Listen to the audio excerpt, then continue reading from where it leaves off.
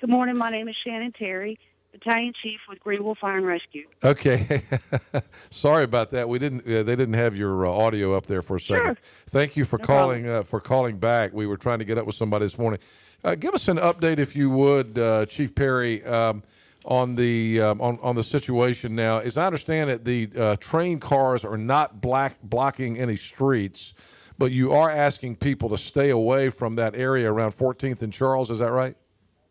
That's correct. At approximately 3:30 this morning, Greenville Fire and Rescue Department responded to a railroad car derailment at the train trestle, the 14th and Charles area.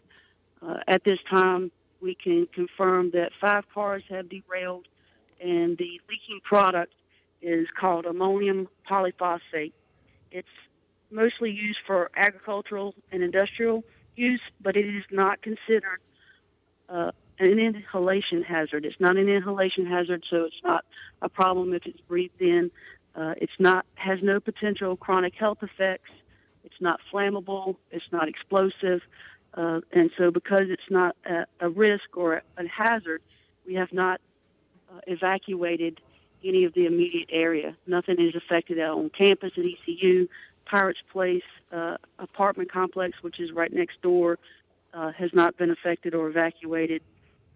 Currently, we have the North Carolina Regional Response Team out of Williamston, North Carolina, is on scene.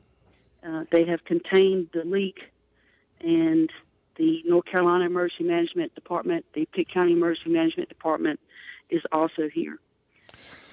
CSX operates on the Carolina Coastal Railroad, so those two organizations are involved as well.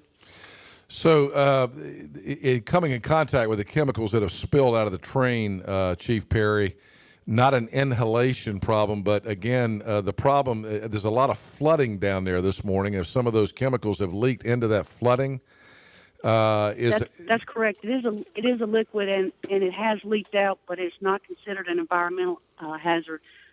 It's contained in an area such that it won't be a runoff issue, and like I said, it's not considered a health hazard. So either. there's no concern at this time about those chemicals getting into the drinking water supply and that kind of thing. No, sir, no hazard. Okay. Tell me this, as you know, people are familiar with the railroad trestle on Charles Boulevard right there as you turn in to go to Minges Coliseum. The apartment complex on the other side of Charles Boulevard there is the Pirate Place. Are the cars derailed on the apartment complex side of Charles Boulevard or the Minges Coliseum side? The apartment complex side. Okay. And anybody injured that you are aware of? No, sir. No one from the CSX company was injured. No, none of their employees, no civilians, nor none of our employees were injured. Okay. Do we know what caused it? There was some discussion this morning about maybe there was a switching accident. I'm sorry, I don't have any information about or speculation about the cause at this point. It's currently under investigation. Okay. All right. Well, that's great information to have. And again, I guess we should reiterate for folks that East Carolina will be open. There is no inhalation issue there. And so you're not evacuating the area, but you're just encouraging people to avoid contact with the water by, making contact by wading in the water and that kind of thing. Correct. Use common sense in terms of wading in the water. Don't wade in any of the water. The Evans Street Railroad crossing is open, and the Berkeley Railroad crossing is open. So this is not an issue for traffic. Believe that under the trestle on Charles is closed for obvious reasons. Yeah. It was closed anyway, was it not, because of flooding? It was. Yeah. That's right. Yeah.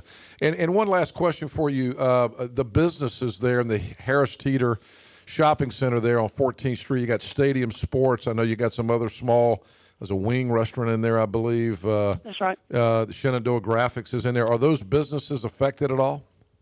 No, sir, they're not affected. They're open for business as we speak. Okay. All right. Thank you much. You're sure welcome. Appreciate that. Bye-bye. Greenville Fire and Rescue Battalion Chief Shannon Perry.